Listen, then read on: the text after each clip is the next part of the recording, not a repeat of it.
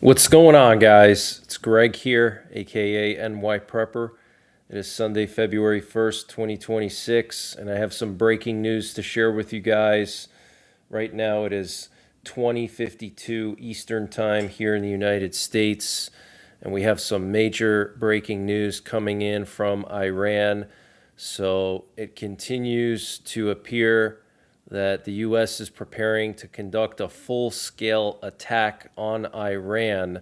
So I wanted to just update you guys with some of the latest information that I have. So Iran's supreme leader said today that a U.S. attack could start a regional war. And I wanted to just play for you what Trump said in response to that. So this is coming from Mar-a-Lago. Trump was asked by a reporter what he thought about the supreme leader of Iran's statement saying that the U.S. attack could start a regional war. So take a listen to what he had to say. Sir, on Iran, the supreme leader today said that U.S. attack could spark a regional war. Do you have any response to that, sir? Why wouldn't he say that? Of course he can say that, but we have the biggest, most powerful ships in the world over there, very close. Couple of days, and hopefully we'll make a deal. If we don't make a deal, then we'll find out whether or not he was right. Wow. Okay, so he said we have the biggest, most powerful ships there, and we'll find out soon if what he says is right, if it's going to start a regional war. So Trump is not messing around. He is ready to completely annihilate Iran. And what you're looking at here are 3 U.S. nuclear war command and control planes that were airborne earlier this evening over California. This is very unusual for a Sunday evening to have 3 Boeing E-6B Mercuries airborne. Also, all of them took off from Travis Air Force Base, which is the West Coast home base of these nuclear war command and control planes. One of them went out into the Pacific. And these planes communicate with our submerged nuclear-armed submarines. They send out codes, targeting codes, and launch orders to our nuclear-armed subs. They can also remotely launch all of our Minuteman III ICBMs if necessary. So this is a sign that the U.S. military is on high alert.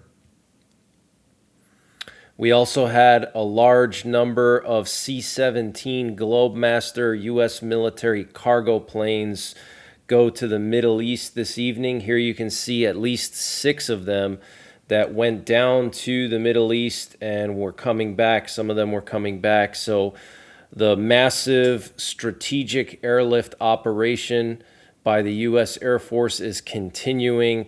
Just an unprecedented number of U.S. Air Force cargo planes flying to the Middle East, moving air defenses and various types of logistics to the region in preparation for this massive full-scale attack on Iran aimed at removing the regime from power and potentially also neutralizing Iran's nuclear sites and missile sites. And Trump hasn't made a final decision on Iran, according to Axios. Axios said that Trump is still willing to explore a diplomatic solution, although U.S. officials say a diplomatic solution is unlikely because the Iranians haven't shown real willingness to accept the U.S. terms for a deal. And if you don't remember what those terms were, the U.S. told Iran, you have to give up your nuclear research. You have to give up your long-range ballistic missiles that can reach America and Israel. And there were some other demands as well, some human rights demands for the killing of the protesters. And the Wall Street Journal reported that U.S. officials say limited strikes could be ordered immediately, but a major operation would require significantly stronger air defenses to protect Israel and U.S. interests. Washington is deploying additional Patriot and THAAD systems across the Middle East as Iran is expected to respond with heavy ballistic missile fire if large-scale strikes begin. So the biggest fear here is that Iran is going to retaliate by bombing our oil facilities in Saudi Arabia. They did that during the first Trump term. They launched a barrage of missiles into Saudi Arabia. They can also attack our military bases. They can try to close the Strait of Hormuz. They can also attack Israel. There's so many ways for them to retaliate, so they have to make sure that they're prepared for that. And the Washington Post, citing an Iranian official, reported that no negotiation is possible under the current situation.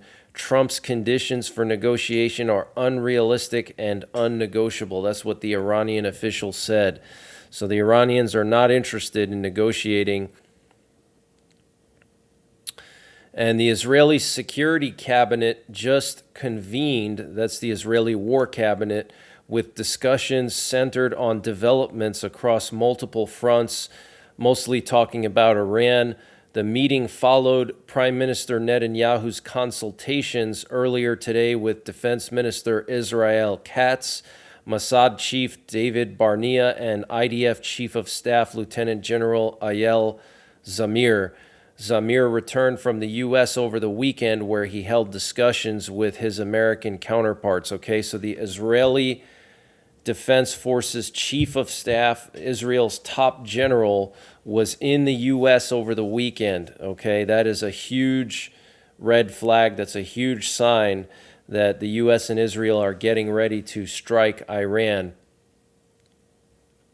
And Ynet News out of Israel is reporting that the Israeli government assesses that the Iranian regime will refuse to comply with the demands put forward by the United States. And the IDF Chief of Staff, Eyal Zamir, assessed that a U.S. strike on Iran is not necessarily imminent, but it could occur within the next 2 to 8 weeks. Okay, so that's the Israeli Defense Force Chief of Staff saying 2 to 8 weeks is the window. And the Iranian president spoke by phone with Egypt's president, so that's pretty interesting. And a Western official says Persian Gulf allies think Iran's regime will fall eventually, but they fear chaos if it's triggered by a U.S. strike, so they're pushing for a diplomatic off-ramp. They support collapse, but not in a sudden and brutal way. This was reported by the Washington Post. And a European official in contact with Iranian officials says Iran's leadership has closed ranks after the crackdown on protesters. Earlier unease over the use of force has been set aside amid U.S. threats.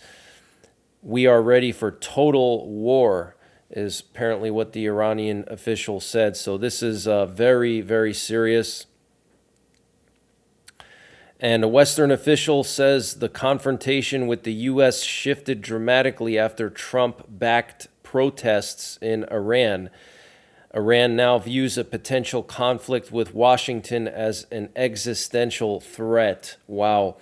And after June's U.S. strike on Iran, Iran's Al-Udeid missile response, that's when Iran targeted the U.S. base in Qatar, was largely symbolic with no casualties.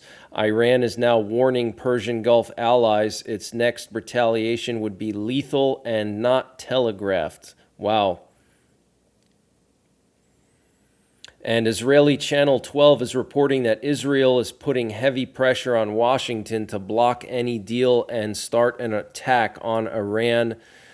And the Trump administration has approved more than $6.5 billion in weapons aid to Israel, including Apache attack helicopters and armored vehicles, bypassing a congressional review process for the third time, the State Department said. Wow, so $6.5 billion in weapons with no congressional review. Obviously, that means that something's about to go down if Trump is fast-tracking these weapons to Israel. And the Pentagon has approved new guidance expanding U.S. base commanders' authority to counter drones beyond the fence line at domestic bases, and calling for low collateral interceptors at every domestic DoD installation. So low collateral interceptors means ways to shoot down drones that are not going to cause collateral damage, okay? And they want them at every domestic U.S. military base. That is serious, guys. That means that they're very concerned about some kind of a drone attack on the U.S., possibly by Iranian sleeper cells. And the United Kingdom will designate the IRGC as a terrorist organization after the EU designated the IRGC as a terrorist organization. And Pakistan's military says there was a large-scale series of attacks in Balochistan yesterday. That's a province in Pakistan, with 125 people dead, 92 of them being labeled as terrorists by the Pakistani military. Pakistan's interior minister blamed India for the attacks, saying that the terrorists were basically supported by the Indian government. And the U.S. Embassy in Port-au-Prince, Haiti, has advised U.S. citizens of ongoing security operations north and south of the embassy, and in Croix de Bouquet, heavy gunfire is being reported in the area. U.S. government personnel have halted all movements, so that's very interesting. Something going on in Haiti.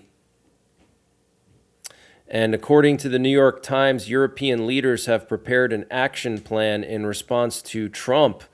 The outlet reports that during an emergency dinner in Brussels, European leaders agreed that amid expected further provocations from Trump, they would remain calm, threaten retaliatory tariffs, and work behind the scenes to ensure greater military and economic independence.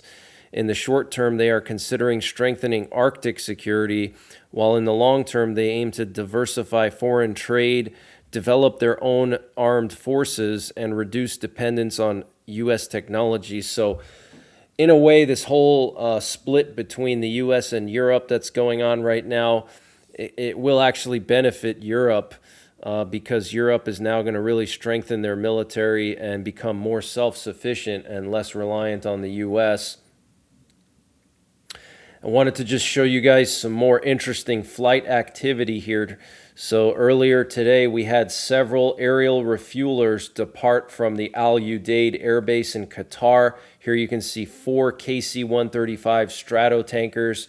I have no idea why they left Qatar. It's anybody's guess, but this is definitely a significant movement of aerial refuelers out of Qatar. Maybe they had already moved over fighter jets or bombers, and then they were just, returning back to a home base somewhere. And then here we have several KC-46 Pegasus aerial refuelers that took off from a known U.S. bomber base in Spain, from the Meran Air Base in Spain. You can see the call signs here: Gold 31, Gold 32, and Gold 42. Anytime you see the call sign Gold, that means they're associated with fighter jets and bombers. So potentially they moved bombers over somewhere closer to Iran, or some people were saying that they moved some electronic warfare planes to the Eastern Mediterranean to help suppress Iran's air defenses. But this is very, very serious. These are high priority aerial refuelers. And finally, I wanted to just share this propaganda video that was released by the Iranian government. And it shows basically coffins with American flags draped over them floating in the ocean.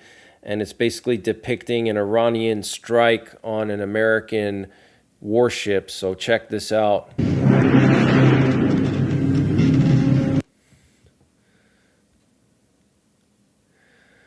So there you can see them floating in the water here.